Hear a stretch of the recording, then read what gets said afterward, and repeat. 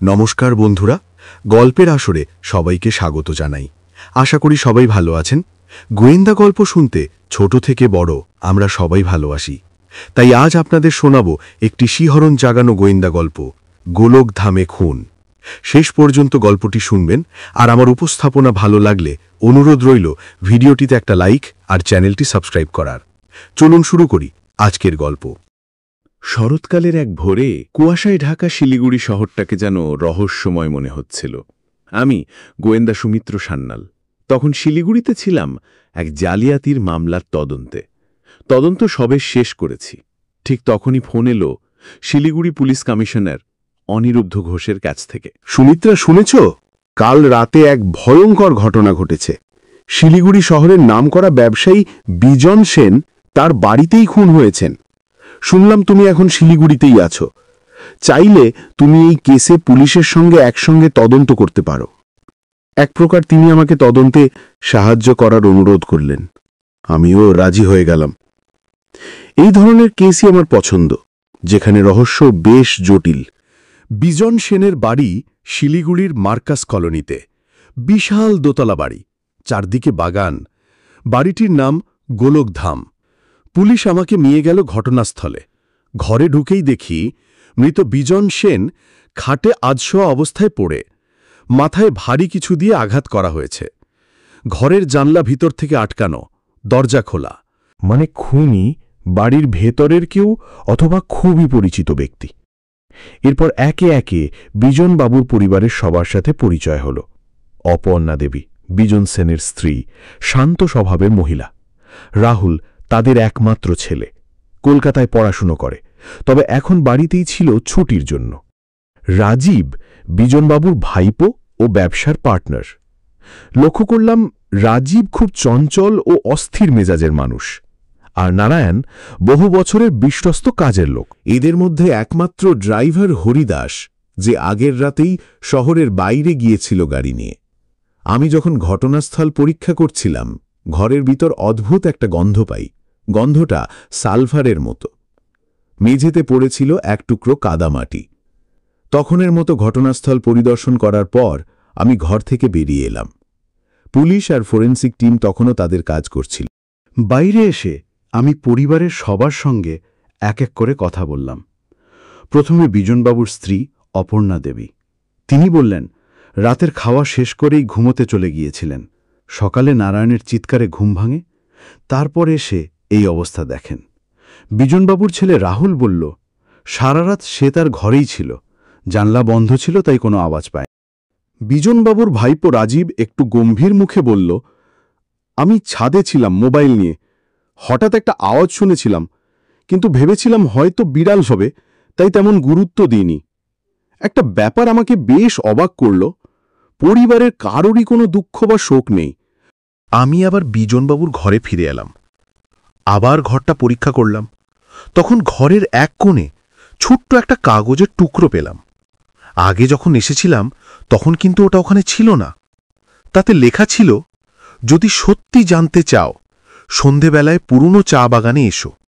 প্রথমে মনে হয়েছিল এই খুনের সঙ্গে বাড়ির কেউ জড়িত আছে, কিন্তু এবার মনে হল কোনো গোপন শত্রুতা বা ব্যবসায়িক দ্বন্দ্ব এর পেছনে থাকতে পারে। প্রাথমিক তদন্ত শেষ করে বেলা 1টা নাগাদ বিজনবাবুর বাড়ি থেকে হোটেলে ফিরে এলাম। আমার মনে তখন অনেক প্রশ্ন ঘুরপাক খাচ্ছে। এই রহস্যময় খুনের সাথে কে জড়িত? ওই গোপন চিরকুটটাই বা কে দিল? আর ঘটনাস্থল, মানে বিজনবাবুর ঘরের ভিতরে সালফারের গন্ধ, কাদামাটির টুকরো পাওয়া, রাজীবের ছাদে থাকার অজুহাত, সব মিলে অনেক অনেক প্রশ্ন। বিকেলে আবার বিজন সেনের বাড়িতে গেলাম। আমি আবার ঘরটা ভালো করে পরীক্ষা করছিলাম, তখন খাটের নিচে এক কোণে একটা পেন ড্রাইভ পেলাম। হোটেলে ফিরে ল্যাপটপ খুলে পেন ড্রাইভের তথ্য উদ্ধার করতে বসলাম। তাতে ছিল বিজনবাবুর ব্যবসার হিসেবের নথি আর কয়েকটা ভিডিও। একটা ভিডিওতে দেখা যাচ্ছে রাজীব বিজনবাবুর সঙ্গে ঝগড়া করছে। বিজনবাবু বলছেন, আমি ঠিক করেছি রাহুলের নামে ব্যবসা লিখে দেব, তোমাকে যতটুকু দেওয়া হয়েছে তাতেই সন্তুষ্ট থাকো।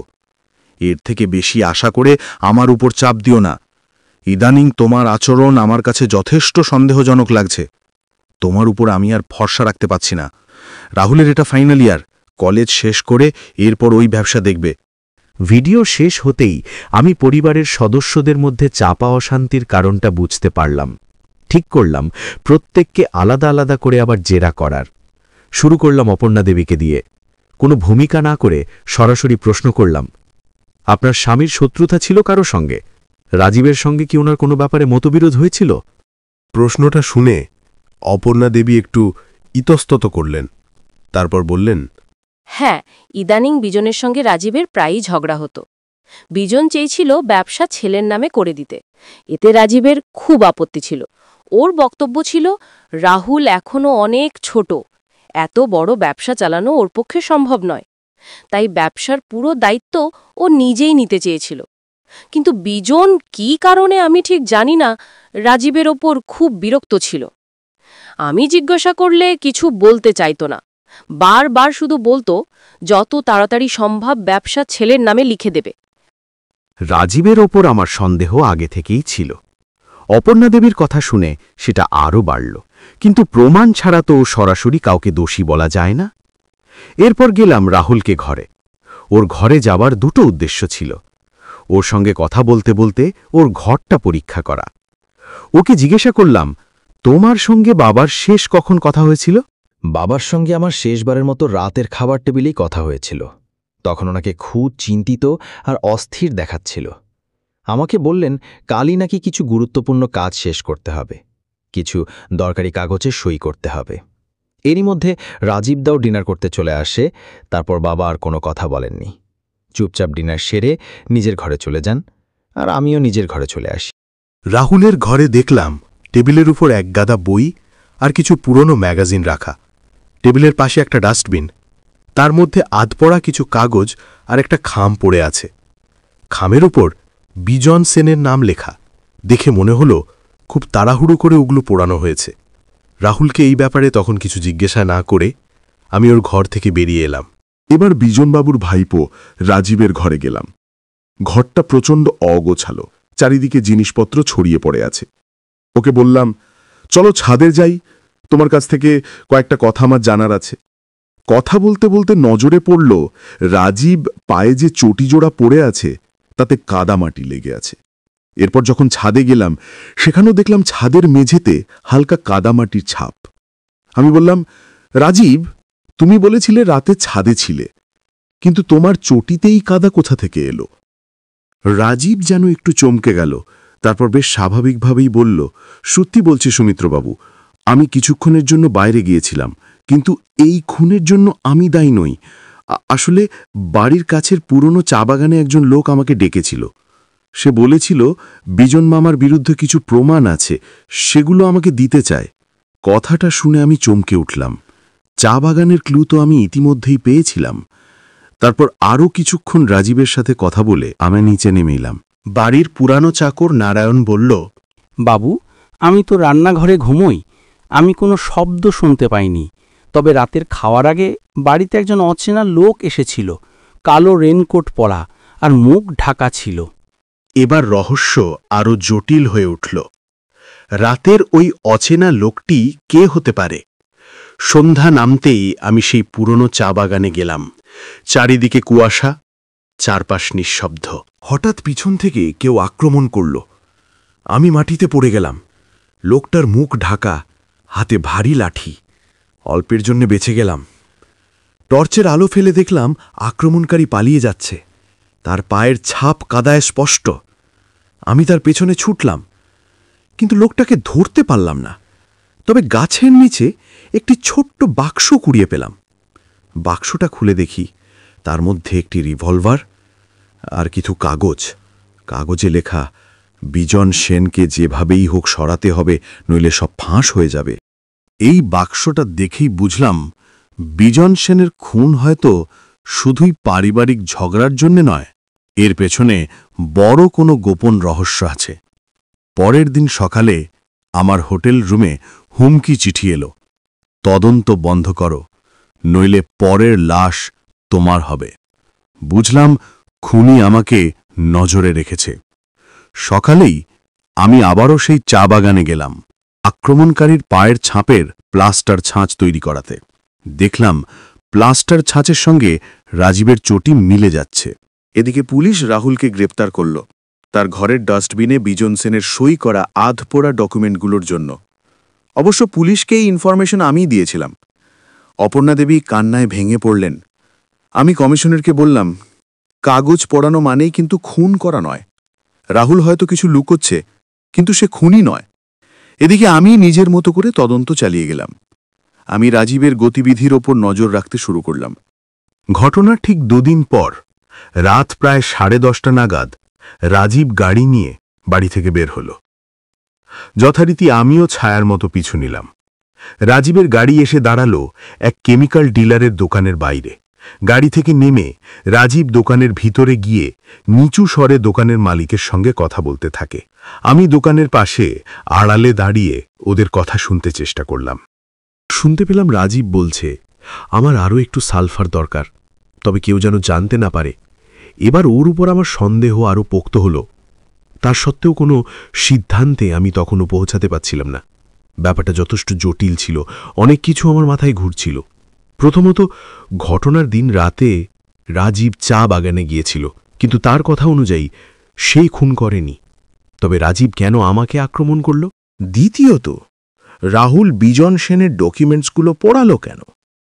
ঘটনার দিন রাতে বাড়িতে যে লোকটি এসেছিল সে কে? কার কাছে এসেছিল সে? চা বাগানে পাওয়া বাক্সের রিভলভার ও হুমকির চিঠি সেটা কে রেখেছিল? চা বাগানে পাওয়া রিভলভারটা আমি পুলিশের হাতে দিলাম। কমিশনার অনিরুদ্ধ বললেন, বিজন সেনের গায়ে তো কোনো গুলির দাগ নেই, মানে খুন হয়েছে অন্য অস্ত্রে। তবু এই বাক্স একটা বড় ক্লু। আমি পুলিশের কাছে বিজন সেনের মোবাইলের কল লিস্ট চাইলাম। কল লিস্ট পেলাম দুপুরে। তাতে দেখলাম ঘটনার দিন বিকেলে বিজন সেন শেষ কথা বলেছিলেন অজিত মুখোপাধ্যায় নামে একজনের সঙ্গে। মৃত্যুর দিন কয়েক আগেও বেশ কয়েকবার এই নাম্বারে কথা হয়েছিল। আমি বেশ অবাক হলাম, কারণ এই অজিত মুখোপাধ্যায়ের নামটা আমি যে জালিয়াতির কেসের তদন্ত করছিলাম সেখানেই শুনেছিলাম, কিন্তু বিজন সেনের সঙ্গে এর কি সম্পর্ক থাকতে পারে সেটা বুঝতে পারছিলাম। খোঁজ নিয়ে জানলাম অজিত মুখোপাধ্যায় একসময় বিজন সেনের ব্যবসায় পার্টনার ছিল, কিন্তু কয়েক বছর আগে হঠাৎ ব্যবসা ছেড়ে চলে যায়। শোনা গিয়েছিল সে কোনো প্রতারণার মামলায় জড়িয়ে পড়েছিল। আমি কমিশনারকে বললাম, যেভাবেই হোক এই অজিত মুখোপাধ্যায়কে খুঁজে বের করতেই হবে। পরদিনই অজিতের খোঁজ পাওয়া গেল। এখন সে মালবাজারে এক কাঠের দোকানে কাজ করে। আমি গেলাম ওর সাথে দেখা করতে। প্রথমে কথা বলতে চাইছিল না, পরে পুলিশের ভয় দেখাতে বলল, বিজন আর আমি একসঙ্গে ব্যবসা করতাম, কিন্তু কয়েক বছর আগে ব্যবসায় এক বিশাল অঙ্কের টাকার গরমিল ধরা পড়ে। আমি দোষ করিনি, তবুও বিজন আমার নামে মামলা করে। পুলিশে ধরা পড়ার ভয়ে আমি অনেক বছর লুকিয়েছিলাম। বিজন ইচ্ছে করেই আমাকে ফাঁসিয়েছিল। সব হারিয়ে আমি একেবারে পথের ভিখারি হয়ে গেলাম। এত বছর পর আমি আসল সত্যটা প্রকাশ করতে চেয়েছিলাম, কিন্তু খুন আমি করিনি। আমি কেবল ওকে ব্ল্যাকমেইল করছিলাম যাতে সত্যটা বাইরে আসে। অজিতের মনে বিজন সেনের প্রতি একরাশ ক্ষোভ থাকলেও তার চোখে খুনের মতো হিংস্রতা দেখলাম না। আমি বিজন সেনের ছেলে রাহুলের সাথে কথা বলতে পুলিশ স্টেশনের লকআপে গেলাম। তার ঘরে পাওয়া আধপড়া ডকুমেন্টগুলো সম্পর্কে জানতে চাইলে সে বলল, আমি বাবার সই করা ডকুমেন্ট পুড়িয়েছি, কারণ উনি আমাকে জোর করে সই করাতে চাইছিলেন ব্যবসা থেকে সরে দাঁড়ানোর কাগজে। আমি চাইনি আমার উত্তরাধিকার কেড়ে নেওয়া হোক। বাবা আমার নামে ব্যবসা লিখে দেবে বলেছিলেন, কাগজপত্রও তৈরি করেছিলেন। এই নিয়ে রাজীবদার সাথেও বাবার অনেকবার ঝামেলাও হয়েছিল, কিন্তু হঠাৎ কি হলো জানি না। বাবা যেদিন খুন হলেন সেদিন সন্ধেবেলা আমার ঘরে এসে ওই ডকুমেন্টসগুলোতে সই করে দিতে বলেন। আমি রাজি হচ্ছিলাম না বলে উনি আমার উপর প্রচণ্ড চেঁচামেচি করে ঘর থেকে বেরিয়ে যান। আমি মনে মনে ভাবলাম, এর মানে রাহুলেরও খুন করার মোটিভ ছিল। এদিকে বিজনবাবুর ভাইপো রাজীবকে সকাল থেকেই বাড়িতে পাওয়া যাচ্ছিল না। পুলিশ খবর দিল তাকে শেষবার নিউ জলপাইগুড়ি স্টেশনে দেখা গিয়েছে। আমি এবার সেই কেমিক্যাল ডিলারের কাছে গেলাম। লোকটি বলল, রাজীব সাহেব গতকাল এখানে এসেছিলেন। আমি ওকে চা বাগানের জন্য বিশেষ সালফার মিশ্রণ দিয়েছিলাম। উনি এর আগেও আমার থেকে সালফার নিয়ে গেছেন। এইবার ঘটনাস্থল মানে বিজনবাবুর বডি যেখানে পাওয়া গিয়েছিল সেখানে পাওয়া সালফার গন্ধের রহস্য প্রকাশ পেল। প্রথম দিন থেকেই রাজীবের আচরণ সন্দেহজনক ছিল, কিন্তু সঠিক প্রমাণ ছিল না যে সেই খুনি। কেসটা ক্রমশ আরও জটিল হচ্ছে, কারণ অজিতের আজকের এই করুণ পরিস্থিতির জন্য বিজন সেন দায়ী, কিন্তু এই খুনের সঙ্গে তার কিভাবে যোগ আছে সেটা এখনো পরিষ্কার নয়। রাহুলেরও যথেষ্ট মোটিভ আছে। এদিকে রাজীব সন্দেহজনক আচরণ করছে, কিন্তু হয়তো সে সত্যিই নির্দোষ, আর এখনও সেই রাতের অচেনা লোকের পরিচয় জানা যায়নি। চতুর্থ দিন সন্ধ্যায় আবার বিজন সেনের বাড়িতে গেলাম। বুঝতে পারছিলাম ভিতরে ভিতরে সকলেরই একটা উত্তেজনা চলছে, অথচ সবাই খুব শান্ত হয়ে রয়েছে, বিশেষ করে অপর্ণা দেবী। আমি নিশ্চিত ছিলাম আজ রাতে খুনিকে আর একবার এই বাড়িতে আসতেই হবে, খুন করার মোটিভ এবং খুনের হাতিয়ার সরানোর জন্য। তাই ঠিক করলাম আমি আজ রাতে এই বাড়িতেই থাকব। পুলিশ কমিশনার ছাড়া আর কেউ আমার এই পরিকল্পনার কথা জানত না। টে হলো উনিও আজ রাতে আমার সঙ্গে এই বাড়িতেই থাকবেন। পরিকল্পনা অনুযায়ী রাত 10টা নাগাদ বাড়ির পিছনের দরজা দিয়ে আমরা বিজন সেনের বেডরুমে গিয়ে ঢুকলাম। সেদিন সন্ধে থেকেই আকাশের অবস্থা ভালো ছিল না, ঝোড়ো হাওয়া চলছিল আর মাঝে মাঝেই বিদ্যুতের ঝলকানি। বিজন সেনের বাড়ির চারপাশে সন্ধ্যার পর পুলিশি নিরাপত্তা বসানো হলো। আমি জানতাম খুনলে আর লুকিয়ে থাকবে না, তাকে এবার সামনে আসতেই হবে। হঠাৎই লোডশেডিং হয়ে যায়। ঘরের ভেতরটা হালকা আলো আঁধারি। আমি আর পুলিশ কমিশনার অনিরুদ্ধ বিজন সেনের ঘরের এক কোণে বসে রইলাম খুনির অপেক্ষায়। রাত তখন প্রায় 12টা। হঠাৎ শুনতে পেলাম করিডোরে চাপা পায়ের শব্দ। বিজনবাবুর ঘরের দরজা খুলে একটি ছায়ামূর্তি ঘরে ঢুকল। আমরা প্রায় দম বন্ধ অবস্থায় বসে লক্ষ্য করতে থাকলাম তার গতিবিধির দিকে। ছায়ামূর্তিটি মোবাইলের টর্চ জেলে প্রথমে টেবিলের ড্রয়ার খুলে তারপর আলমারিতে কিছু একটা খুঁজতে থাকে। ঠিক তখনই আমি পেছন থেকে বলে উঠি, পেন ড্রাইভটা খুঁজছেন? হঠাৎ আওয়াজে ছায়ামূর্তি চমকে ওঠে। সঙ্গে সঙ্গে অনিরুদ্ধ টর্চের আলো জ্বলে ওঠে, আর সেই আলোতে যাকে দেখা গেল তাকে তৎক্ষণমতো পুলিশের হাতে তুলে দিয়ে আমি সেই ঘর থেকে বেরিয়ে করিডোরে এসে দাঁড়ালাম আর একজনের অপেক্ষায়। করিডোরের শেষ প্রান্তে নজর পড়তেই দেখলাম আরও একটি ছায়ামূর্তি সিঁড়ির সামনে দাঁড়িয়ে। আমাকে দেখতে পেয়ে সিঁড়ি দিয়ে ছুটে ছাদে উঠে গেল। আমিও টর্চ হাতে তার পেছনে ছুটলাম। ছাদে পৌঁছে দেখি রাজীব দাঁড়িয়ে, হাতে একটা লোহার রড নিয়ে, মুখে উন্মাদ হাসি। রাজীব চিৎকার করে বলে উঠল, তুমি আমাদের জীবনটা নষ্ট করে দিতে চাও সুমিত্র সান্যাল? আজ তুমিও শেষ হবে। এই বলে সে আমার দিকে লোহার রডটা ছড়ে দিল। আমি সরে গেলাম। রডটা মেঝেতে আছড়ে পড়ল। বিদ্যুতের ঝলকানিতে তার মুখ স্পষ্ট দেখা গেল। তার চোখে তখন রক্তিম ক্রোধ। আমি ঠান্ডা গলায় বললাম, তুমি যতই পালিয়ে বেড়াও সত্যকে লুকোতে পারবে না। রাজীব উন্মাদ হাসি হাসতে হাসতে বলল, সত্যি? আপনি প্রমাণ করুন আমি অপরাধী। আমি বললাম, প্রমাণ আমার হাতেই আছে, সঠিক সময়েই জানতে পারবে। কথা বলতে বলতে আমি ধীরে ধীরে পিছিয়ে গেলাম, আর রাজীব ক্রমশ আমার দিকে এগিয়ে আসছে। হঠাৎ পিছন থেকে কমিশনারের চিৎকার, হ্যান্ডস আপ! পালানোর চেষ্টা করলে গুলি করতে বাধ্য হব।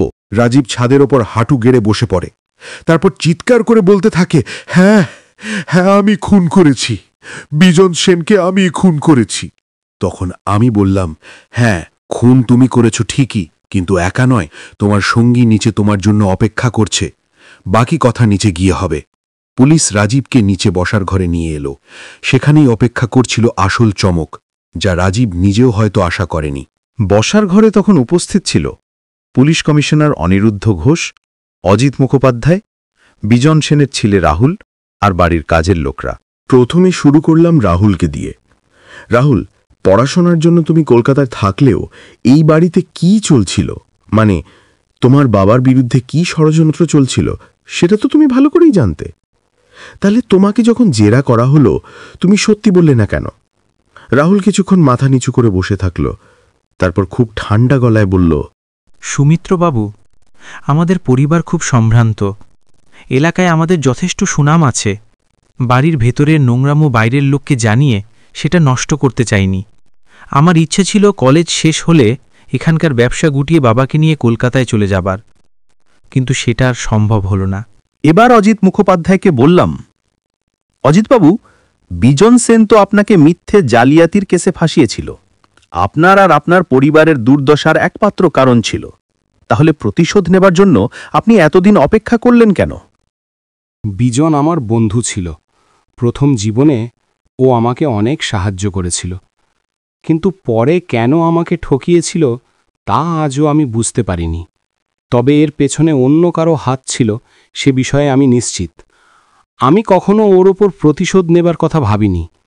প্রতিশোধ নেবার হলে অনেক আগেই নিতে পারতাম। মাসখানেক আগে হঠাৎই একদিন রাজীব আমার কাছে আসে, আমাকে 5 লাখ টাকা দিয়ে বলে বিজনকে ব্ল্যাকমেল করতে। প্রথমে আমি ওর কথায় রাজি হয়নি, কিন্তু আমার স্ত্রী খুব অসুস্থ, ওই চিকিৎসার জন্য অনেক টাকার প্রয়োজন, তাই পরে আমি ওর কথায় রাজি হয়ে যাই।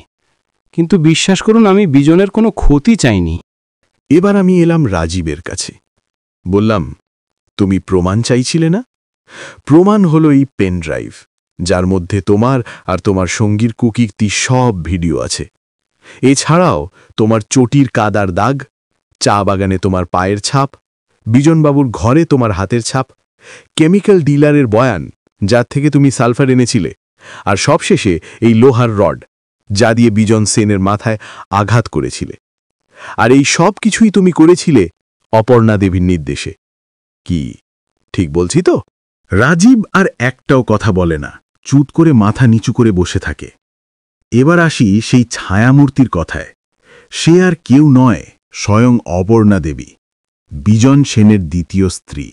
রাহুলের জন্মের সময় ওর মা মারা যান, তারপরই বিজন সেন এই মহিলাকে বিয়ে করেছিলেন। 20 বছরের বড় বিজন সেনকে বিয়ে করেছিলেন টাকার লোভে। বিয়ে হয়ে এই বাড়িতে আসার পর প্রায় সমবয়সী রাজীবের সাথে জড়িয়ে পড়েন অবৈধ সম্পর্কে।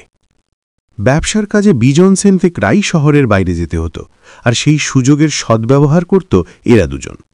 তবে অজিতবাবু এদের সম্পর্ক জেনে ফেলেছিলেন, যাতে উনি বিজন সেনকে কিছু না জানাতে পারে, তাই ওনাকে জালিয়াতির কেসে ফাঁসিয়ে দেয়। সবকিছু গোপন রাখার চেষ্টা করলেও বিজন সেন কিন্তু সব জানতে পেরে যান এবং রাজীবকে বাড়ি থেকে তাড়িয়েও দিয়েছিলেন। কিন্তু অপর্ণা দেবী আবারও রাজীবকে ফিরিয়ে আনে। আপাতদৃষ্টিতে সব ঠিক মনে হলেও সমস্যা তখন শুরু হয় যখন বিজন সেন তার ব্যবসা সম্পত্তি সব ছেলে রাহুলের নামে লিখে দিতে চান। তারপর থেকেই শুরু হয় এদের দুজনের খেলা। কখনো ঝগড়া, কখনো ব্ল্যাকমেল, কখনো ভয় দেখানো, কখনো মেরে ফেলার হুমকি। কিন্তু এত সব করে যখন বিজন সেনকে দমানো যাচ্ছিল না, তখন রাহুলকেই প্রাণে মেরে ফেলার হুমকি দেয়। এবারে বিজনবাবু ভয় পেয়ে যান, নতুন করে ডকুমেন্টস তৈরি করান যাতে লেখা ছিল রাহুল স্বেচ্ছায় তার অধিকার ছেড়ে দিচ্ছে, কিন্তু রাহুল সেই ডকুমেন্টসে সই না করে পুড়িয়ে দেয়, যার ফলে অশান্তি চরমে ওঠে। সেই রাতে অপর্ণা দেবী আর রাজীব বিজনবাবুর ঘরে গিয়েছিল বচসা করতে, কিন্তু শেষে তারা খুন করার মতো এই চরম সিদ্ধান্ত নেয়, কারণ এরা ভালো করেই জানত বিজন সেনের অবর্তমানে রাহুলকে কবজা করা এদের কাছে কোনো অসম্ভব ব্যাপার ছিল না। এত কিছুর পরেও অপর্ণা দেবী কিন্তু নিজের সপক্ষে কিছুই বললেন না। পুলিশ অপর্ণা দেবী ও রাজীব দুজনকেই গ্রেপ্তার করল বিজন সেনকে খুনের অপরাধে, আর অজিত মুখোপাধ্যায়কে গ্রেপ্তার করল বিজন সেনকে ব্ল্যাকমেলের দায়ে। সবশেষে রাহুল বলল, সুমিত্রবাবু, আপনি না থাকলে হয়তো কখনোই বাবার খুনিরা ধরা পড়ত না। কোনো কথা না বলে আমি শুধু হাসলাম। বাইরে তখন দুর্যোগ কেটে গিয়ে আকাশ পরিষ্কার। সূর্যোদয়ের আলো যেন জানিয়ে দিল অন্ধকারের শেষে সত্যের জয় হয়েছে। গোয়েন্দা সুমিত্র সান্যালের সত্য উদ্ঘাটনের এই পর্ব এখানেই শেষ করলাম। আবার আসব নতুন গল্প নিয়ে। সবাই ভালো থাকবেন। ধন্যবাদ।